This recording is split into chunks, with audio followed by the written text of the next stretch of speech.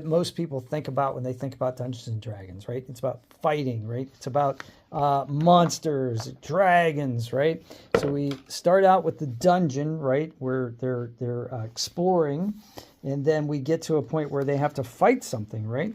So you have this epic like book of the monster manual, and you bring out some really cool characters, and you want to give them something like relatively small to fight, just to like get newer players, especially into the mechanics of combat, and also players that maybe have more experience but haven't played a game with you.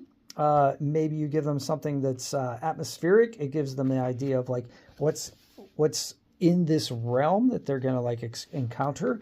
And also it gives them a sense of like, how do you run your combats, because there's many different ways to do it, right? So like, for instance, we already talked about the game mat, right? So you have a mat with like hexes, it's dry erase, and mine's in the car right now. I should have brought it in because we played last night. And you draw with it on markers and you draw on it, or do you use like a pencil and paper, or do you just like use the desktop and just put characters down like that? Or are you online and you have all kinds of online tools to do that with? Again, another great time for kids, especially to pick up some figurines, and they can pick up like, you know, their little Lego characters if they want, right? So, and use them. There's, they can pick up a little like, you know, anything really will work as a marker. I like to introduce, you know, crazy stuff. So like here's like Bugs Bunny. You got like some cool little like ducks and some starfish and some little guys like this you can introduce.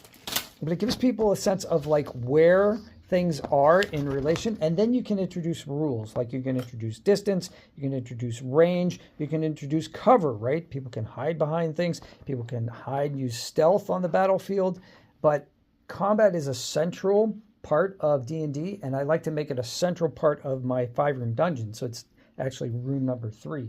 The other way you can do combat too is theater of the mind, and you can just describe it and have everybody describe what they're doing. So if you don't have any tokens, or if you're doing this over like, you know, Discord or something like that, or you're online or you're on a Zoom call or something like that, you can describe it with each other, and you don't actually need any like materials.